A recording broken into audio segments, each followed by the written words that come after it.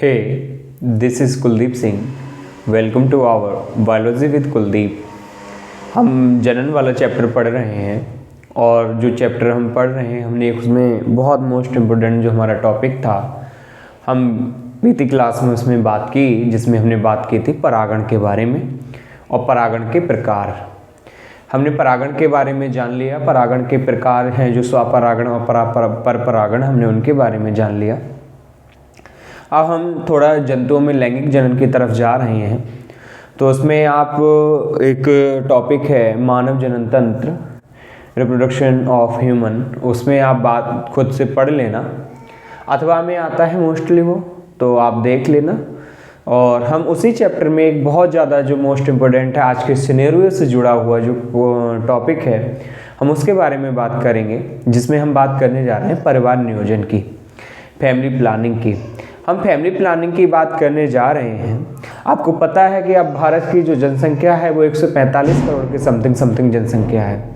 अगर हम इस जनसंख्या की बात करते हैं और अगर यही वृद्धि दर ऐसे ही बढ़ती गई तो बहुत सारी दिक्कतें हम लोगों को फेस करना पड़ेंगी, जिसके चलते जैसे भुखमरी की समस्या है, जो बेरोज़गारी है, इन सारी चीज़ों को हमें जब फेस करना पड़ेगा एटमॉस्फेयर में, तो उससे पहले गवर्नमेंट ये चाहती है कि फैमिली प्लानिंग कर ली जाए और उस फैमिली प्लानिंग के तहत हम दो और हमारे दो के हम थीम पर जब चलेंगे तभी फैमिली प्लानिंग हो सकती है।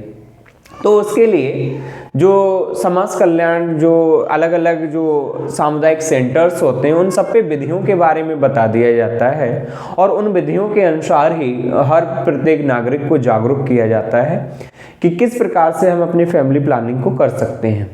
तो आज हम जो टॉपिक पढ़ने जा रहे हैं वो हमारा फैमिली प्लानिंग है, जिसमें हम बात करेंगे मेथड्स ऑफ फैमिली प्लानिंग, जो वेरी वेरी मोस्ट इम्पोर्टेंट है इस एग्ज़ाम की दृष्टि से, क्योंकि आएगा ही आएगा, क्योंकि पूछ लिया जाता है कि फैमिली प्लानिंग के बारे में, परिवार नियोजन के बारे में आप क्या जानते हैं। तो हम जब बात कर रहे हैं परिवार नियोजन की, तो परिवार नियोजन की बेटा दो प्रकार की विधियां हैं, दो विधियां हैं इसकी। जो पहली विधि कहलाती है अस्थायी विधि। अस्थायी विधि का मतलब वो है जो एक टेम्पररी है, टेम्पररी विधि है जिसके द्वारा हम कुछ समय के लिए कर सकते हैं, टाइम दे सकते हैं, उसके बाद में अगर हम जब चाहेंगे तो हम संतान कर सकते हैं।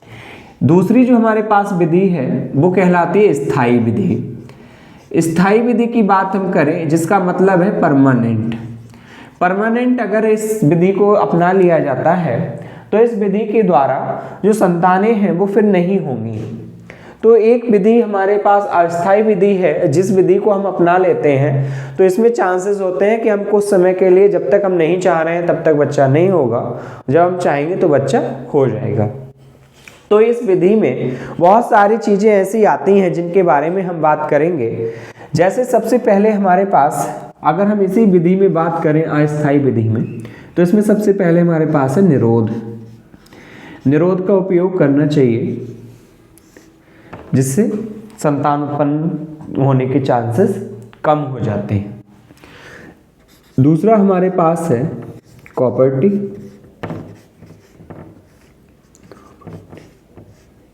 ये बेसिकली महिलाओं के लिए है, वो अपना लेते हैं तो उनमें प्रेगनेंसी के चांसेस कम रहते हैं। दूसरा है गोलियां। तीसरा, इसमें विभिन्न प्रकार की गोलियां हैं, जैसे मालाडी एन, मालाडी एन, एक सहेली इसी विधि के अंतर्गत आती है। एक है पल्स, एबीसी के अंतर्गत आती है। फिर इसके बाद में आता है हमारा डी है गर्भ निरोधक सुई। गर्भ निरोधक सुई।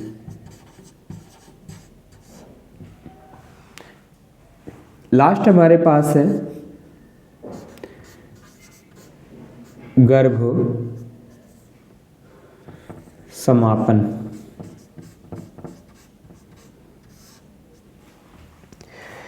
इसमें हम इंजेक्शन का यूज कर लेते हैं, और जब तक हम चाहें, इनकी एक लिमिट होती है, ड्यूरेशन होती है 3 महीने की या 4 महीने की या 6 महीने की।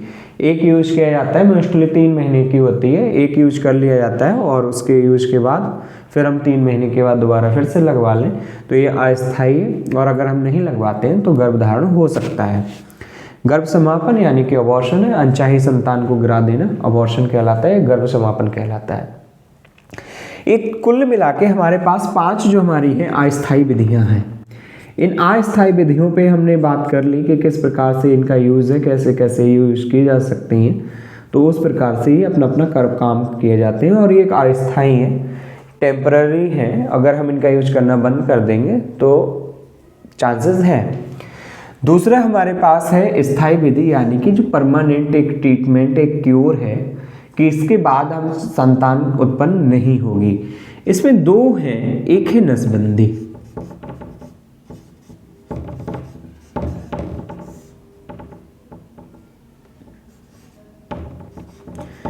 जिसे हम वैसोक्टोमी के नाम से जानते हैं।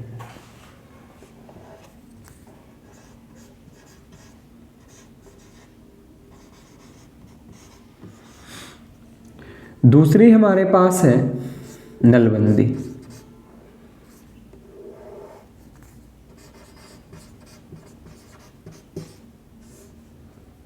जिसे हम ट्यूबेक्टोमी के नाम से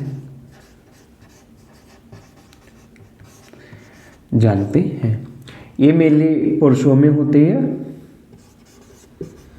पुरुष की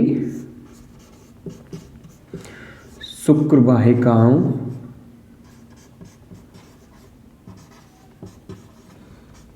को काटकर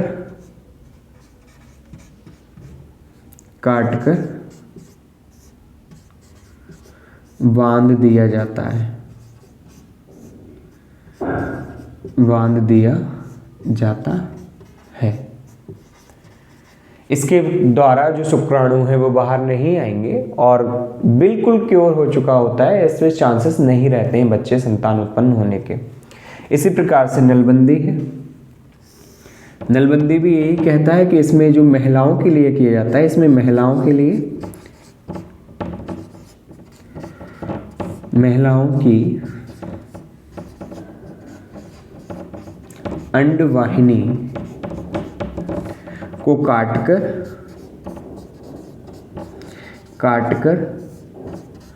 बांध दिया जाता है, बांध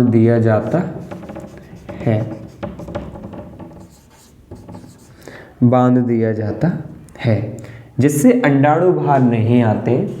जब वो बाहर ही नहीं आएंगे तो संतान उत्पन्न होने के चांसेस समाप्त हो जाएंगे। तो आप इसे समझ लीजिएगा कि जो परिवार नियोजन है कि विधियां हैं वो 2 प्रकार की हैं, एक अस्थायी विधि है, दूसरी स्थायी विधि है। अस्थायी विधि की 5 पॉइंट हैं, इन 5 पॉइंट को आप पढ़ लीजिएगा, इसी फ्लो चार्ट से आप बनाइएगा। जल्दी जल्दी हम टॉपिक्स को कवर कर रहे हैं, और जल्दी जल्दी टॉपिक्स कवर होते ही होते हमारा ये रहेगा कि हम फरवरी, जैसे ही 1 फरवरी शुरू होती है, हम अनसॉल्व पेपर लगाना शुरू करेंगे। अनसॉल्व पेपर से बहुत ही सॉलिड पढ़ाई होना शुरू हो जाएगी, और हम उन सवालों को, उन प्रश्नों को लेंगे जो उसमें बीते वर्षों में दिए गए हैं।